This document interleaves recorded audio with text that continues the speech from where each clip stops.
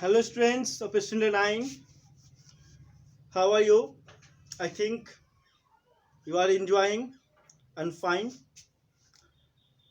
with this chapter democracy. Once again, I today will explain you one more features of democracy. Right? I think you will enjoy it a lot. In last video, you have just listened the story of Pakistan. Dear students, in today's video, I will also explain the example of two countries, China and Mexico, and the story of these two countries will help you to conclude one more feature of democracy, and that features is free and fair election. Right? As in definitions, in basic definitions, I just told you, the government elected by the common people. So for the term elected terms just comes from the election. Means election, which type of election? If one person, Pakistan में आपने देखा परवेज मुशर्रफ अपने आप को elect कर लिया है president, तो क्या वो डेमोक्रेसी हो सकता है? तो which type of election needed for democracy, that we will just study in today's video. For this, there is a very interesting story of China and Pakistan. अब आप लोग में से बताइए, इस वीडियो को सुनने से पहले आप रियलाइज कीजिए कि क्या जो चाइना में गवर्नमेंट है वो कैसी गवर्नमेंट है? डेमोक्रेटिक गवर्नमेंट है या नॉन डेमोक्रेटिक गवर्नमेंट है? अब कहोगे कि सर मुझे तो पता नहीं, आप ये सोचिए, क्योंकि फिर जब इसको हम बताएंगे तो फिर तो आपको क्लियर होगा। अगर जिनको नॉलेज में होगा तो उनका नॉलेज एक्सपैंड होगा कि अगर वहां पर डेमोक्रेटिक है तो क्या वो आइडियल डेमोक्रेटिक है, अगर डेमोक्रेटिक नहीं है तो क्या उसको नॉन डेमोक्रेटिक कह सकते हैं? ठीक है, तो सबसे पहले हम चाइना और मैक्सिको को दोनों कंट्रीज को थोड़ा सा देखें। चाइना की अगर हम बात करें तो चाइना में इलेक्शन होता है और इलेक्शन के माध्यम से ही वहां की गवर्नमेंट बनती है। There is a system of election in China and through election the government is elected. तो इस टर्म तक तो हम कह सकते हैं, चूंकि सरकार वहां पे चुन करके बनती है, इलेक्शन के माध्यम से बनती है, इसलिए वहां की सरकार जो है वो डेमोक्रेटिक गवर्नमेंट है। यहां तक ठीक है। अब इसके आगे बढ़ते हैं कि वहां पर इलेक्शन की क्या सिस्टम है। इलेक्शन की सिस्टम को जब हम समझेंगे तो ये और क्लेरिफाई करेगा हमारी स्टोरी को। राइट? तो इलेक्शन है वहां पे प्रत्येक 5 साल के बाद इलेक्शन होता है।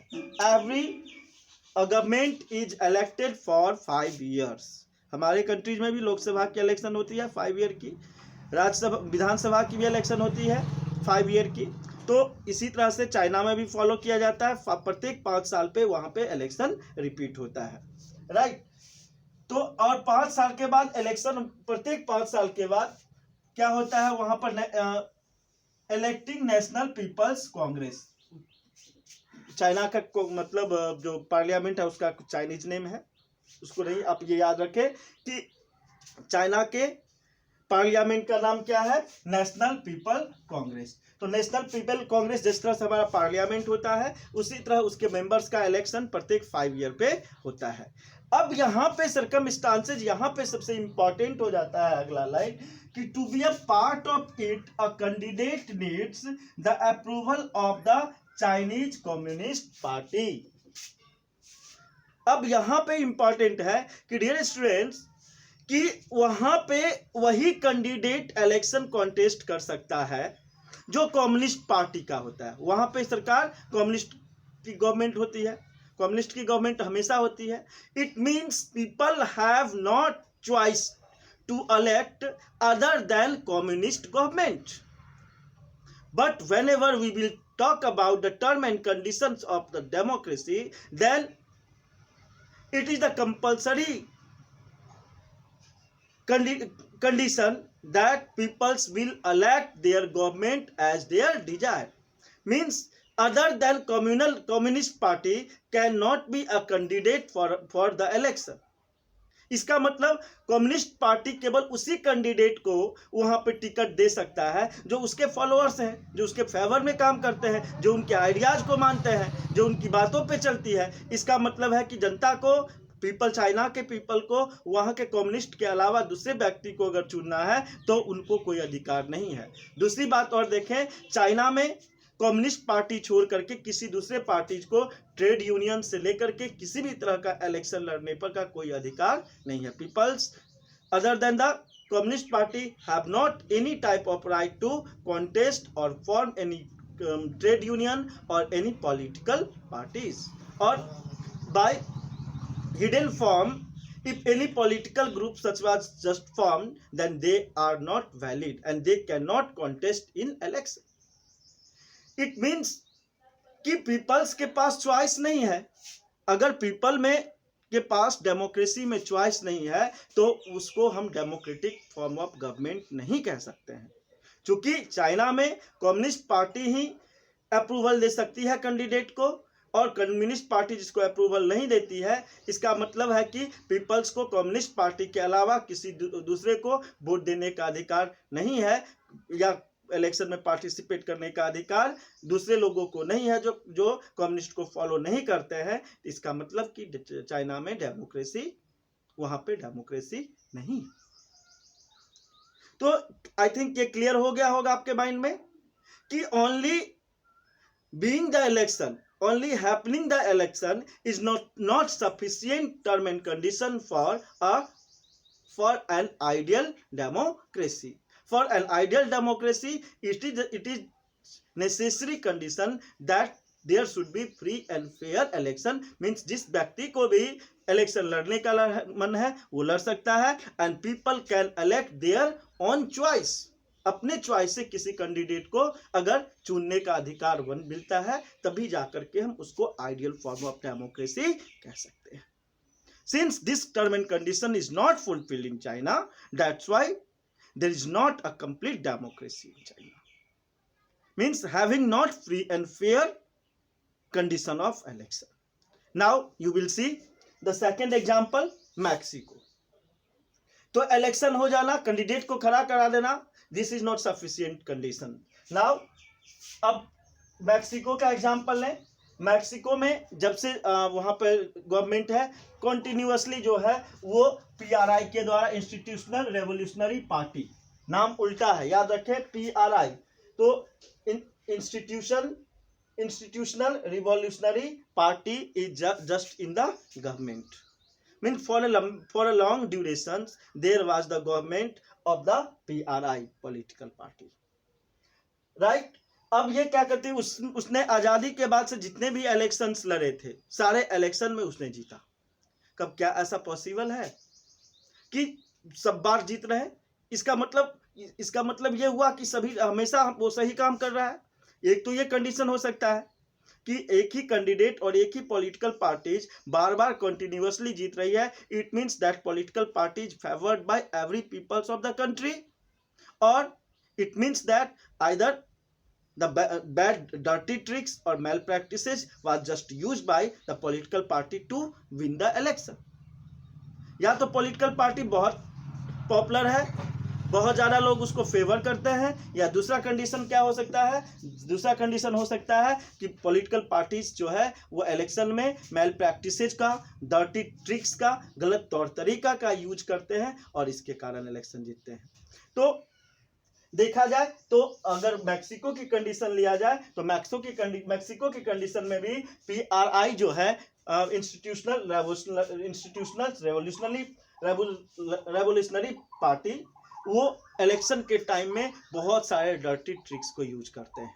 गवर्नमेंट में बहुत सारा, अब क्या क्या करते हैं, इवन अपने स्कूल, अपने गवर्नमेंट में अपने जो ऑफिशियल्स उनके हैं, जो सरकारी नौकरी में वर्क करने वाले लोग, उनको कन्विंस किया जाता है कि वो अपने फैमिली में अपने सभी को, अपने जानने वालों को वो क्या कहें, मतलब इस पार्टी को वोट देने के लिए बोलते हैं।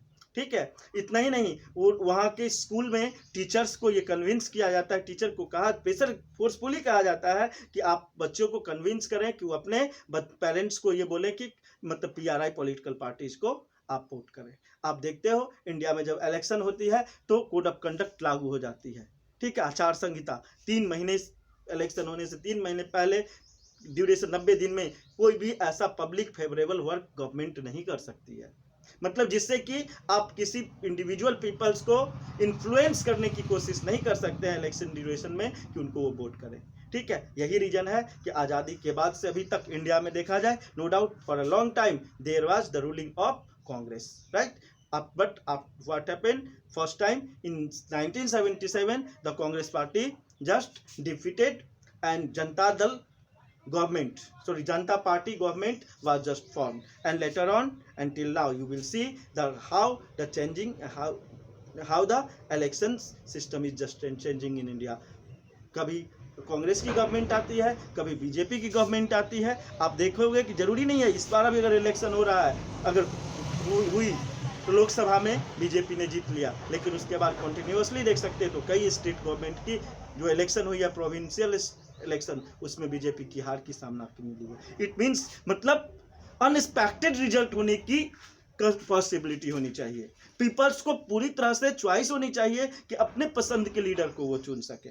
अगर ये अनसर्टेनिटी अगर नहीं होता है तब उसको आप आइडियल डेमोक्रेसी नहीं कह सकते हो। तो इलेक्शन जीतने के लिए डर्टी तरीके का यूज करके अगर कोई पॉलिटिकल पार्टी इलेक्शन जीतता है, इट मीन्स कि वहां पर free and fair election system नहीं है। तो वट भले ही दोनों ही कंट्री की अगर हम बात करें चाइना और मैक्सिको की, तो चाइना और मैक्सिको दोनों ही जगह पे इलेक्शन के माध्यम से गवर्नमेंट चुनी जाती है, government is elected through the election system, but whatever the election system just working there in both the country, there is not free and fair election system. That's why we can say that there is not an ideal democratic system in China as well as Mexico. अब इस दोनों countries के example को अगर हम conclude करें तो how can we conclude, right, इस दोनों के एग्जाम्पल्स को कंक्लूड करने पर हम ये इस डिसीजन पे पहुंचते हैं, we just reached on this decision that a democracy must be based on a free and fair election where those currently in power have a fair chance of losing. मतलब इस दोनों एग्जाम्पल्स के conclusion पे हम ये पहुंचते हैं कि एक डेमोक्रेसी में ऐसी संभावना हो कि जो भी एग्जिस्टिंग गवर्नमेंट सरकार में है, एग्जिस्टिंग गवर्नमेंट इलेक्शन कॉन्टेस्ट कर रही है, उसे हारने की पूरी संभावना हो। वो हार भी सकता है और जीत भी सकता है। This depends on the evaluation in the form of voting by the common people. अगर जनता के वोट के द्वारा यह डिसीजन हो रहा है कि जो एग्जिस्टिंग गवर्नमेंट सही है या गलत है, अगर इसकी पॉसिबिलिटी है और उसे जीतने के साथ साथ हारने की भी उतनी ही संभावना है, तभी हम कह सकते हैं कि वहां पर आइडियल डेमोक्रेसी है। कह सकते हैं कि वहां पर free and fair election system है। So we can conclude finally in one line, for a democracy it's a important feature that there should be a free and fair election system just working there. If there is free and fair election system will work, obviously an ideal government can be elected and there is fulfillment of the objective of democracy. So dear students, I think you got clear this concept. We will study one more features in next video. So wait for the next video. Till the time, bye bye. Thank you. Have a nice day. See you soon.